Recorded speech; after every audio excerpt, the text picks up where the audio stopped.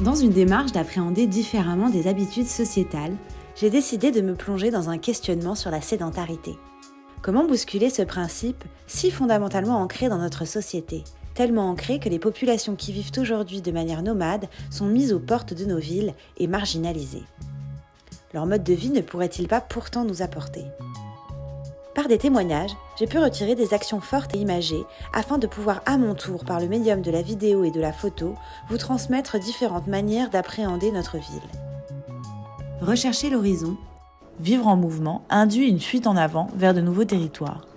Visuellement, l'horizon est toujours présent comme une quête en soi. C'est pourquoi j'ai décidé de partir à sa recherche afin de confronter l'urbanité à cette expérience nomade. Redécouvrir les parcours. La marche, le vélo, la voiture obligent parfois le nomade à faire des choix sur les routes à emprunter. Le but du trajet n'est alors plus l'arrivée. Les parcours empruntés deviennent des éléments centraux de ces déambulations. J'ai donc décidé de parcourir de nouveaux chemins, de manière aléatoire, afin de me plonger dans un nouvel état d'esprit et découvrir la ville de Montréal différemment. Rencontrer l'inconnu. Aller à la rencontre de son voisin peut nous permettre de ne plus avoir peur de la différence.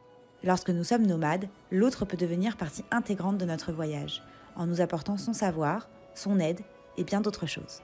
Les rencontres sont bénéfiques afin de pouvoir avancer, et c'est pour ça qu'aujourd'hui, nous allons interroger les Montréalais sur le dernier échange qu'ils ont eu avec un inconnu. Afin de partager mon expérience avec les Montréalais, j'ai décidé d'organiser une projection sauvage dans une ruelle urbanisée du quartier de Guy Concordia. Lieu qui, selon moi, rentre en résonance avec mon projet de par son urbanisation à outrance. Les murs seront donc imprégnés par la transparence de ces expériences nomades.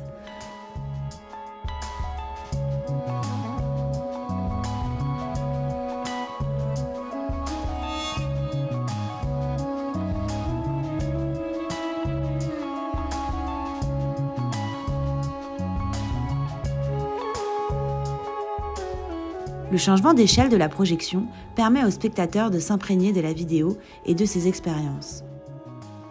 Cela permet aussi de questionner le spectateur sur sa propre sédentarité et sur son rapport à l'autre et à la différence.